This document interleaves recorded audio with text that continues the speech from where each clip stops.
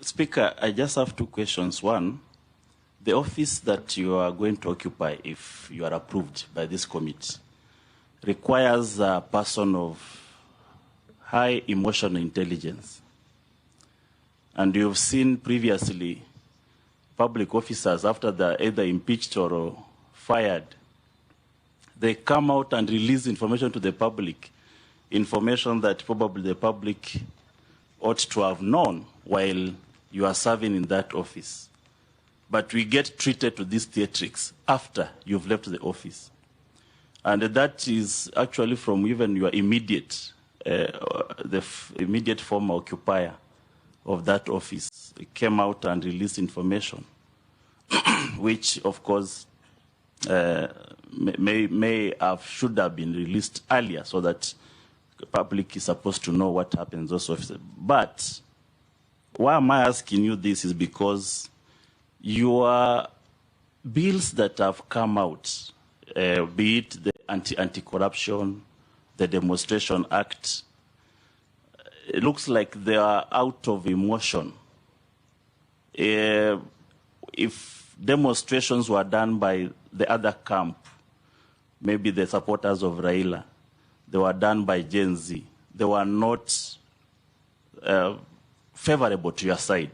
And that's the reason why you decided this is how I'm going to handle my opponents.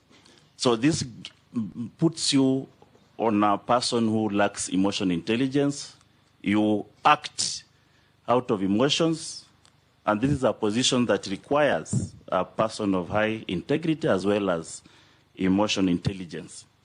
Are you emotionally intelligent enough not to treat us to another Muturi kind of theatrics? Then secondly, the Huduma Center and services, it looks it was a revolutionary idea, but it has had a lot of Kenyans have complained so much about the services at the Huduma Center, whether it is working, whether the data from the citizens are protected or are not susceptible to international, hackers. How safe is our data? How revolutionary was this idea? And how are you prepared to handle Huduma Center services to the satisfaction of the citizens?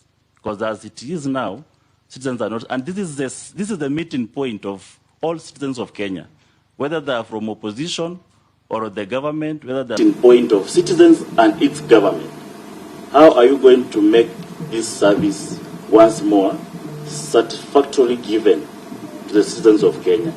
And what is your ideas, the revolutionary ideas you carry with you to give some changes to this very important service? Commission. Honorable Commission. Yeah, thank you, Chairman. Yeah, I have two questions to Honorable Ruku, who used to be our colleague, but today we are doing vetting. To Honorable Ruku, your predecessor advocated for the office of the Attorney General to have direct recruitment powers by passing the Public Service Commission. So for you, my question is, what is your perspective on this approach? Do you believe other public officers should pursue similar autonomy in their recruitment processes? Do you also think that this can assist in fighting corruption in terms of public recruitment, especially in the issue of nepotism and tribalism?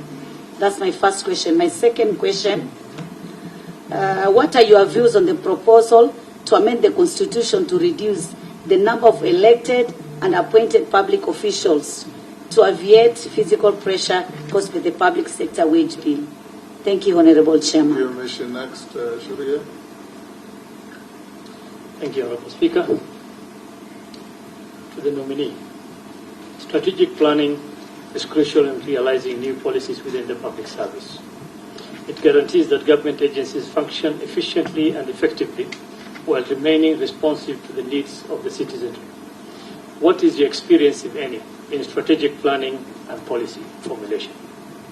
And thank you, Honorable Speaker. Thank you. Can you answer those three? Thank you, Honorable Speaker.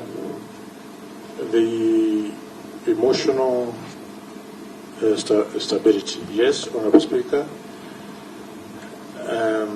I'm able to. It's not only the two bills which my colleague has mentioned, but also, Mr. Speaker, I came up with the virtual asset bill, which is on different stages of legislative, which is an extremely important bill on matters to do with virtual assets within the space of our republic. I also came up with the election amendment bill, which is also in different stage, as well as sustainable development bill, which is also in different stages of legislative process. The question from Khaled was very simple. Do you have high emotional intelligence or not? And was your proposal to amend the demonstrations law driven by what word did you use? Lack of emotional intelligence. It's as simple as that. Okay. Thank you. Yes. It was not driven by lack of emotional intelligence, Honourable Speaker. Then go on and answer him about Huduma centers. Thank you, Honourable Speaker.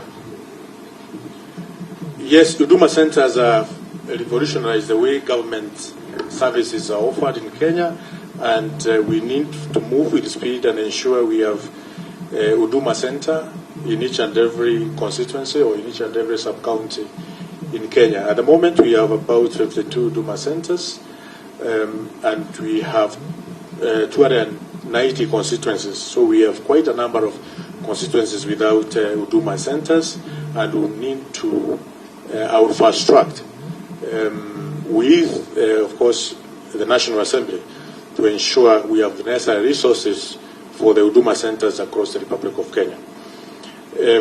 Also, we need to bring in other services within Huduma Center. At the moment, we have almost 30,000 services which are offered virtually or on a digital platform.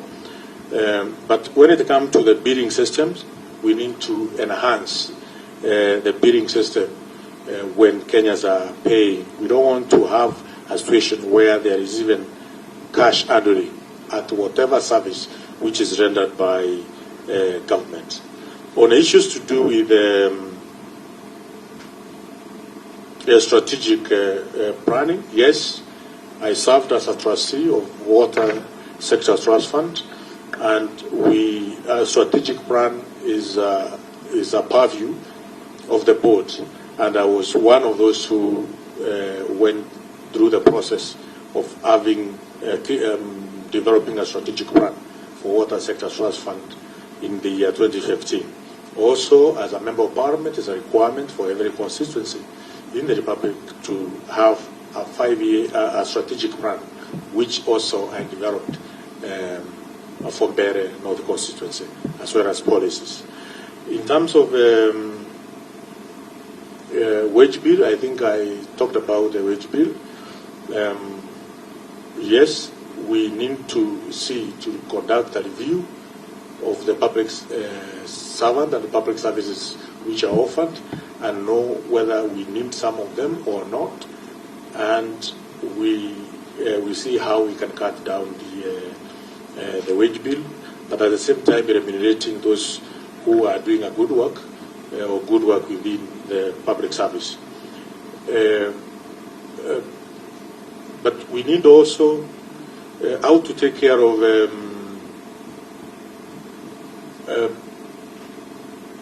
public. His question was, can you remind? Honorable Mishi asked that your predecessor supported autonomy for the ages office to recruit on their own. Are you also going to support the dismembering